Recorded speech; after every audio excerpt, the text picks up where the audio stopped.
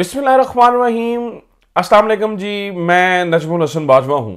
20 अक्टूबर का आगाज हो चुका है। कल रात देर गए तक बहुत कुछ होता रहा है, बहुत सारी चीजें हुई हैं। किसी तरीके से मौलाना फजलुर रहमान साहब ने बंद बांध दिया है, एक अहम तरीन और कीमती दिन हुकूमत का ज़ाया करवा दिया है, और ये जो तरमीम है अभी तक उसको उड़ा दिया है। इसके ऊपर बहुत सारी चीजें डिस्कस करने वाली। कल रात बहुत कुछ खुलकर सामने आया है, लेकिन जो सबसे इंपॉर्टेंट चीज है, जो कि शायद आपको इररेलेवेंट लगे, लेकिन ये डायरेक्टली रेलेवेंट है, क्योंकि बहुत सारे लोग ये समझते हैं कि हमारे पाकिस्तान की पॉलिटिकल सिचुएशन जो है वो डायरेक्टली रिलेटेड है अमेरिकन इलेक्शंस के साथ। तो अमेरिकन इलेक्शंस भी चूंकि हो रहे हैं, वहां से भी पॉलिसीज बन रही हैं, तो वहां पर बाइडन आएंगे या कैमला हैरिस आएंगी, तो उसके बाद सिचुएशन यहां पर इंटायरली तब्दील हो जाएगी। तो इस एंगल के ऊपर अभी तक किसी ने बात नहीं की है। सबसे पहले अहम तरीन हम इसी के ऊपर बात करेंगे, सबसे पहले इसी के ऊपर बात होगी। और इसके अलावा रात किस किस के नाम सामने आए, मौलाना साहब का ड्राफ्ट क्या सामने आ चुका है, सेनेट के कौन कौन से लोग जो है वो इमरान खान की पार्टी से गद्दारी कर रहे हैं, कौमी असम्बली के हैरान कुन नाम जैन कुरैशी तक का नाम सामने आ रहा है। ये क्या कहानी है, बहुत सारी चीजें हैं, तो इसको डिटेल के अंदर डिस्कस करेंगे। लेकिन चूंकि हम ना इस हंगाम के अंदर वो बर्ड आई व्यू से देख नहीं पा रहे हैं, बहुत सारी अहम चीजें जो कि पैरेलल जो है वो हो रही हैं, उनकी समझ नहीं आ रही है, तो वो समझना जरूरी है और वो जानना भी जरूरी है। तो सबसे पहले हम जरा ये अमेरिकन एंगल को डिस्कस कर लेते हैं, उसके बाद बाकी सारी चीजें। हुआ ये कि नाज़रीन किराम, डॉक्टर आसिफ महमूद साहब ने कल एक ट्वीट किया। बहुत इंपॉर्टेंट चीज है जो मैं आपके सामने रख रहा हूं, फिर आपको अंदाजा होगा कि चीजें किस तरह से लिंक्ड हैं। डॉक्टर आसिफ महमूद साहब कहते हैं, we have been reached out by close family members, concerned Pakistani Americans and many political activists from Pakistan about the baseless arrest of Alima Khan and Uzma Khan, both sisters of Imran Khan, former Prime Minister of Pakistan. Have spoken to few members of Congress, including Brett Sherman, and demand not only to immediate release but also arrange their meeting with their imprisoned brother too. तो वो कह रहे हैं जी, हमने पता किया है, doctor Asif कह रहे हैं, और ब्रेट शर्मन से भी बात हुई है। डॉक्टर आसिफ बहुत ही अहम तरीन और इन्फ्लुएंशियल पाकिस्तानी है। डॉक्टर आसिफ बहुत ही इन्फ्लुएंशियल पाकिस्तानी है, और ये कैमला हैरिस के बहुत करीबी हैं, जो कि इस वक्त डेमोक्रेट की सदारती उम्मीदवार हैं। डॉक्टर आसिफ महमूद इनके बहुत ही करीबी हैं, बल्कि इसके अलावा मैं सिर्फ ना सिर्फ करीबी हैं, बल्कि USCIRF के इस वक्त जो है वो कमिश्नर भी हैं। तो इंतहाई अहम पाकिस्तानी, और इन्हें इमरान खान के भी बड़ा करीबी समझा जाता। तो वो कह रहे हैं जी, हमें उनकी कैद का पता चला है, अलीमा खान का और उज़मा खान का, और हमने ब्रेट शर्मन से भी बात की है, और हम उनकी इमीडिएट रिलीज का मुतालबा भी करते हैं, और भी कुछ वहां पे कांग्रेसमैन से बात हुई है। तो कहने का मतलब है, आप चाहे आप अपनी आंखें बंद कर लें या ना करें, अमेरिकन मामला अब बहुत सारे पाकिस्तानियों का ख्याल यह है। अब मैं ना थोड़ी सी आपके जरा गर्द दूर करना चाहता हूं, इस मामले को जरा समझिएगा, क्योंकि हम ना चीजों को किसी और तरह से देख रहे हैं। बहुत सारे पाकिस्तानियों को लगता है, खासतौर पर हमारे जो इधर PTI वाले सपोर्टर्स हैं और हमारे पाकिस्तान मुस्लिम लीग नून वाले सपोर्टर्स हैं, वो भी इनफैक्ट ये समझते हैं कि शायद ट्रंप के आने से चीज़ें इमरान खान के लिए बहुत बेहतर हो जाएंगी। कुछ लोग समझते हैं कि जैसे देखें, डॉक्टर आसिफ महमूद जो हैं वो बात कर रहे हैं इमरान खान के बारे में इतने करीबी, और डॉक्टर आसिफ महमूद बहुत करीबी हैं कैमला हैरिस के। और मैं आपको बता दूं, ये डॉक्टर आसिफ महमूद वो वाहिद पाकिस्तानी है जिनके घर कैमला हैरिस कुछ अरसा पहले डिनर करके गई हैं। ठीक है, तो कैमला हैरिस जो प्रेसिडेंशियल वो कैंडिडेट है, वो बहुत करीबी है डॉक्टर आसिफ महमूद के, और डॉक्टर आसिफ महमूद बहुत करीबी है इमरान खान के। सो दोनों तरफ से उम्मीदें हैं। कुछ लोग कहते हैं कैमला हैरिस आ गए तो पाकिस्तान के हालात बहुत अच्छे हो जाएंगे, इमरान खान के लिए बहुत अच्छा हो जाएगा। कुछ लोग समझते हैं ट्रंप आ गए तो बहुत अच्छी चीजें हो जाएंगी और मामलात बहुत अच्छे हो जाएंगे पाकिस्तान के लिए। जनाब वाला, आप जरा थोड़ी सी हकीकत समझ लीजिए और थोड़ा सा चीजों को समझ लीजिए, फिर जरा हम लेटेस्ट चीजों के ऊपर बात करते हैं। अगर हम अमेरिकन इलेक्शंस को देखें, तो नाज़रीन किराम, जो चीज़ हम मिस कर रहे हैं वो है वहाँ पर जो इंडियन फैक्टर है। ख़ास तौर पर वहाँ पे ग्रुप्स हैं जैसे कि हिंदूज फॉर अमेरिका फर्स्ट। अब मज़े की बात आपको बताऊं कि एक बड़े करीबी सपोर्टर ट्रंप के, और उन्होंने ये इल्ज़ाम लगाया कैमला हैरिस के ऊपर, जो कि किसी वो वाइस प्रेसिडेंट थी तब, वो डॉक्टर आसिफ महमूद की एक जगह पे तारीफ़ कर रही थी। तो जो हिंदू ग्रुप्स हैं उन्होंने वो कह रहे हैं जी, ये देखें ये पाकिस्तान, ये कितने करीब ही हैं कैमला हैरिस पाकिस्तानियों के, और ये जो है ना वो ठीक नहीं है, और देखें किस तरह से वो तारीफ कर रही हैं, ये बिल्कुल दुरुस्त चीज़ नहीं है, ठीक है। तो वो ये अच्छा, कुछ जो यानी कि हिंदूज ग्रुप है वहां पर वो इस बात पे कंपेन करें, और कुछ जो है ना वो ट्रंप को जैसे कि कह रहे हैं कि यार इनको सपोर्ट करें, ठीक है। जैसे कि Hindus of America first last month announce that it will endorse Pakistan presidential candidate Republican presidential candidate Donald Trump in the November 5th election, ठीक है। तो वो कुछ इधर इंडोर्स कर रहे हैं।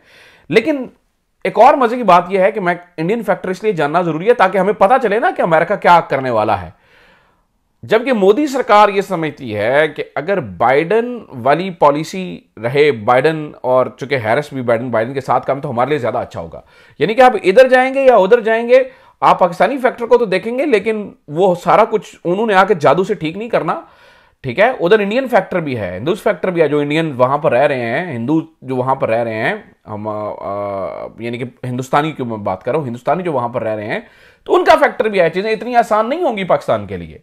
और चाहे मैं आपको एक और आखिरी पॉइंट बता दूं, चाहे कैमला हैरिस जीते हैं या ट्रंप जीते, हमें एक बात जहन में रखनी चाहिए कि आपके अपने पॉलिटिकल इश्यूज, आपकी अपनी सारी चीजें आपने बजाते खुद ठीक करनी है। इंटरवीनिंग होगी पाकिस्तान के पॉलिटिकल निजाम में, चाहे ट्रंप आए चाहे कैमला हैरिस आ जाए। मैं आपको बता दूं, जो लोग ये सोच लगा के बैठे हैं ना कि अमेरिकन प्रेसिडेंशियल इलेक्शंस जो है ना वो आएंगे और हमारी भाई मजीद चीजें हो सकता है खराब हो जाए। मामलात आपने खुद ठीक करने हैं, आपकी पॉलिटिकल सिचुएशन, आपके मामलात, आपकी ये जो सारी एक घड़मास मचा हुआ है, तो ये जितनी जल्दी खुद ठीक कर लें उतनी जल्दी बेहतर है। लिहाजा इस वक्त नजर उधर रखिए और अपनी दिमाग को रखिए, और ना कमला हैरिस से उम्मीदें बांधिए, ना ट्रंप साहब से उम्मीदें बांधिए, बल्कि अपने जो घर का गंद है आपने खुद सारी चीजें साफ करनी है, ठीक है। अपने मामलात को खुद आपने लेकर चलना है, तो लिहाजा इस बात को आपने ज़हन में रखना है। अब आ जाते हैं नाज़रीन किराम रात वाले मामले के ऊपर, चूंकि वो बहुत इंपॉर्टेंट है। तो रात मौलाना फजलुर रहमान साहब ने बहुत अक्लमंदी के साथ एक और दिन डिले करा दिया। उन्होंने कहा जी पीटीआई वालों ने मेरा एक दिन मांगा है, जरा उनको देख लीजिए, उनको आ लेने दीजिए, उनकी बात उन्होंने कहा है, तो जरा सुन लेते हैं वो क्या कहते हैं। लेकिन ऐसे में नाज़रीन किराम जो हमारे दोस्त फहीम मलिक साहब हैं, उन्होंने कुछ अहम तरीन पेपर्स ट्विटर के ऊपर डाल दिए हैं, और उसमें वो जो सारे का सारा नाज़रीन किराम है मसवदा वो सामने आ चुका है, which is very very very important, जो कि आपको समझने में बड़ी आसानी देगा कि ये सारी चीज़ें जो है वो चल कैसे रही हैं। तो ये मैं ज़रा आपके सामने रख देता हूँ। जो रात तक मौलाना फजलुर रहमान साहब ने कर दिखाया वो कमाल है।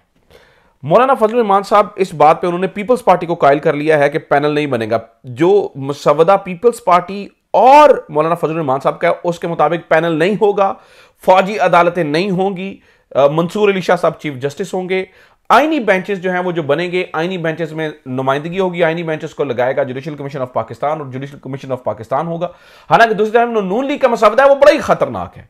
तो पीपल्स पार्टी और मौलाना फजलुर रहमान साहब ने बड़ा शानदार तरीके से पीपल्स पार्टी को अपनी तरफ ले आए हैं। तो वो मुसवदे की कुछ चीज़ें हैं, मिसाल है खास तौर पर सुप्रीम जुडिशल कमीशन के बारे में चीज़ें हैं, दो तीन अहम तीन चीज़ें हैं वो जो मैं आपके सामने रखना चाहता हूँ। एक जो है ना वो सुप्रीम जुडिशल काउंसिल के बारे में चीज़ें हैं, और जो दूसरा है जुडिशल कमीशन ऑफ पाकिस्तान। ये दो चीज़ें हैं, सुप्रीम जुडिशल काउंसिल और जुडिशल कमीशन ऑफ पाकिस्तान, इनके बारे में दो तीन चीज़ें हैं वो ज़रा समझ लीजिएगा। तो जो पाकिस्तान जो सुप्रीम जुडिशल काउंसिल है उसके अंदर क्या तब्दीलियाँ आ रही हैं, उसके अंदर जनाब काउंसिल के दर्ज झैल अरकान पर यह मुश्तमिल होगी। चीफ जस्टिस पाकिस्तान होंगे, सुप्रीम कोर्ट के 2 सीनियर मोस्ट जजेस होंगे, हाई कोर्ट के 2 सबसे सीनियर जजेस होंगे। तो इससे ये मिलकर जो है ना वो सुप्रीम कोर्ट ऑफ जो सुप्रीम जुडिशल काउंसिल बनेगी। जो जुडिशल कमीशन ऑफ पाकिस्तान बनेगा उसके अंदर कौन कौन होगा, उसके अंदर या जरा वो भी देख लीजिए कि वो बहुत इंपॉर्टेंट है, क्योंकि इसी के ऊपर जो है ना वो फड्डा बना हुआ है। पाकिस्तान तहरीक इंसाफ को इसके ऊपर भी एतराज़ था कि ये आप कैसे कर सकते हैं। तो वो ज़रा सुन लीजिए कि उसके अंदर जो है वो कौन कौन होगा, क्योंकि ये मसवदा अब बिल आखिर जो है वो सामने आ चुका है। तो ये रहा। तो उसके अंदर नाज़रीन किराम सुन लीजिए, सुप्रीम कोर्ट के 3 सीनियर जज रुकन, विफाकी वजीर बराए कानून इंसाफ रुकन, पाकिस्तान के अटॉर्नी जनरल रुकन, इसके अलावा चीफ जस्टिस ऑफ पाकिस्तान रुकन, 15 साल से ज़्यादा तजर्बे के साथ सुप्रीम कोर्ट के वकील या पाकिस्तान बार काउंसिल के जो है ना वो 2 साल के लिए नामजदा करदा रुकन, सेनेट कौमी असम्बली के 2 अरकान जिनमें से 2 हुकूमती बेंचों से और 2 अपोजिशन बेंचों से रुकन होगा, 1 खातून या गैर मुस्लिम जो सेनेट का रुकन बनने की अहलियत रखता हो, कौमी असम्बली के स्पीकर 2 साल की मुद्दत के लिए उन्हें रुकन नामजद करेंगे। जो चीज़ सबसे ज़्यादा जानने वाली है वो आईनी बेंचेस की है, और वो तमाम तरह एडवाइस जो कि वज़ीर आज़म सदर को भेजेगा या कबीना भेजेगी उनको चैलेंज नहीं किया जा सकेगा। और जो आईनी बेंचेस बनेंगे वो आईनी बेंचेस के अंदर जो सबसे सीनियर होगा वो उसको सरबराही करेगा, चीफ जस्टिस का उसकी सरबराही करना जरूरी नहीं होगा। और जो आईनी बेंचेस के मेंबरान होंगे वो जुडिशल इसी तरह से जो जुडिशल कमीशन ऑफ पाकिस्तान है वो लगाएगा, ठीक है। यानी कि ये सारे बंदे मिलकर जो है ना वो लगाएंगे, यानी कि बेंचेस बनाने का खास तौर पर ये जो आईनी मामलात है उनका इख्तियार जो है वो समझ लीजिए कि गवर्नमेंट अपने पास लेके आ रही है। सिर्फ एक ये तब्दीली हो रही है, लेकिन काजी फायद ईसा साहब भी जा रहे हैं, आईनी अदालत भी जा रही है, तो मौलाना फजल रहमान साहब बहुत अच्छे तरीके से जो है ना वो चीजों को यहां तक ले आए हैं। बाकी रात तक नाज़रीन कराम अभी तक तहरीक इंसाफ आधी जीती हुई है, मौलाना फजल रहमान साहब भी आधे जीते हुए हैं। आज बहुत सारी चीजें होती, यानी कि अभी तक जीत ही जीत है तहरीक इंसाफ और मौलाना फजल रहमान साहब की, अभी तक जो है वो जीत ही जीती। हालांकि रात पता आपको इन सेनेट के अंदर इनने क्या कार्रवाई डालने की कोशिश की है। सेनेट के अंदर नाज़रीन कराम प्रेस गैलरी तक को बंद कर दिया गया था, ताकि जो पीटीआई के या जो दूसरे अगवाशुदा सेनेटर्स आ रहे हैं वो कोई स्टेटमेंट ना दे दें, वो कोई इशारा ना कर दें, वो कोई इस तरह का कोई सहाफ़ी उनसे बात ना कर ले, कोई इस तरह की चीज़ ना हो जाए, तो उन तक को बंद कर दिया गया है। लेकिन इन तमाम तर चीज़ों के बावजूद नाज़रीन कराम अब तक सस्टेन किया हुआ है। आज देखते हैं क्या होता है, लेकिन अभी तक सल्यूट पेश करना चाहिए पीटीआई को भी और मौलाना फजल रहमान साहब को भी कि उन्होंने कितने अच्छे तरीके से जो है वो सारी चीज़ें जो है वो कवर की हुई हैं।